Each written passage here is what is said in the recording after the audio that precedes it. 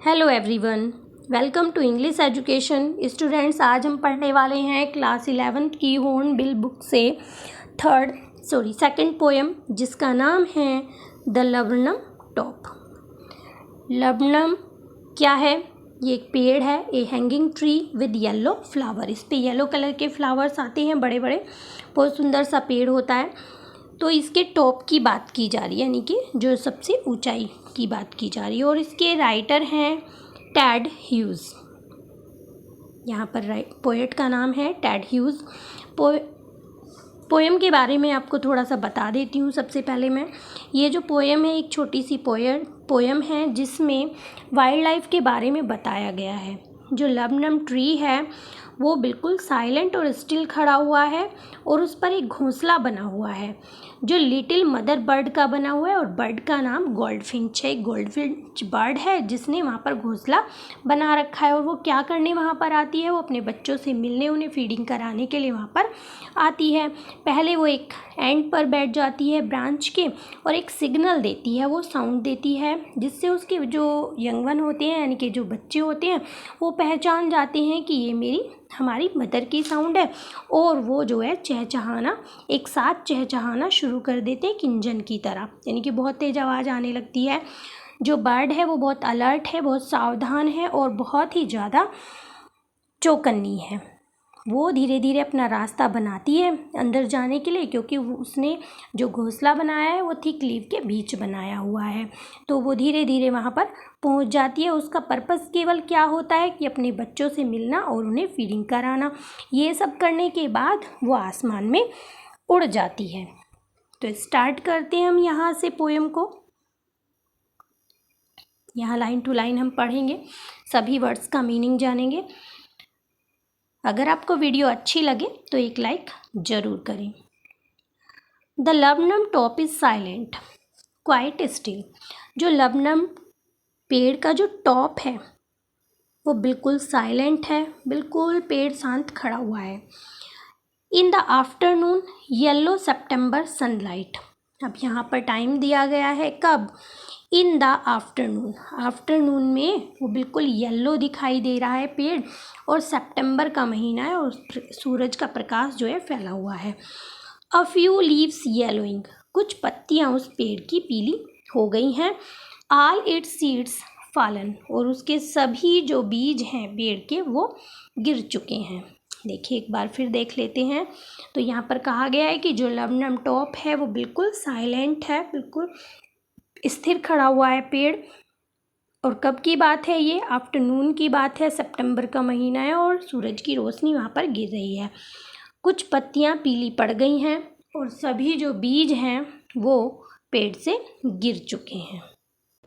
Till the gold Finch comes. कब तक ये शांत रहते हैं? जब तक गोल्ड फिंच बर्ड आती है। अब यहाँ पर पता चला कि बर्ड का नाम क्या है? गोल्ड फिंच है। With A tweeting chip. और वो जो है चहचहाते हुए आती है। ए सडननेस मतलब अचानक से आवाज़ होती है चहचहाने की और आती है वो। A startlement at the branch end. कहाँ पर बैठी रहती है वो? अचानक से आवाज़ करती है, कहाँ पर बैठ के? ब्रांच के एंड में।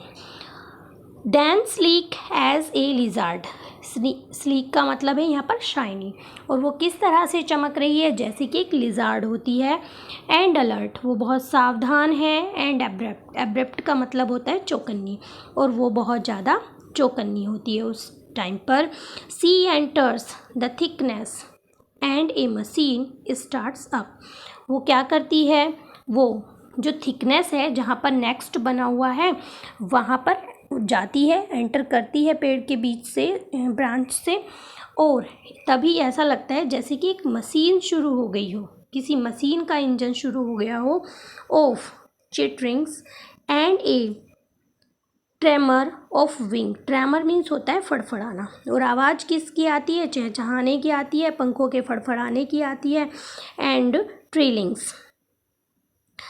The whole tree tremble and thrills. मतलब ऐसा होने के बाद क्या होता है? जो पूरा पेड़ है वो कांपने लगता है और रोमांचित हो जाता है उनकी साउंड से।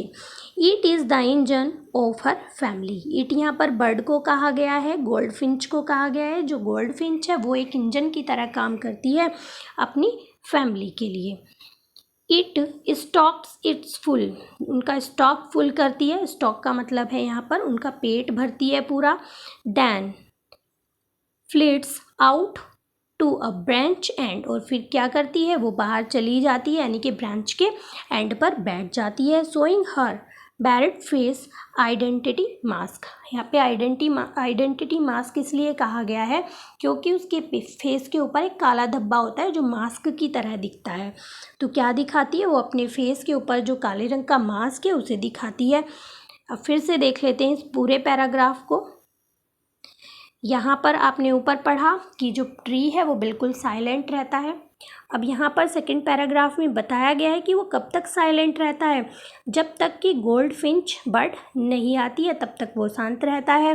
फिर वहाँ पर चहचहाने की अचानक से आवाज़ आने लगती है और वो ब्रांच पर यानी कि पेड़ की जो लास्ट ब्रांच है, एंड है ब्रांच का, वहाँ पर बैठ जाती है और वो लिजार्ड की तरह चमकती है। वो बहुत ज़्यादा सावधान है, बहुत ज़्यादा चौकन्नी है। वो धीरे धीरे अंदर एंटर करती है और उसके एंटर करते ही ऐसा लगता है जैसे कि एक मशीन शुरू हो गई है। वहाँ पर पंखों के फड़फड़ाने की, चहचहाने की, ये सब आवाज़ें आने लगती हैं।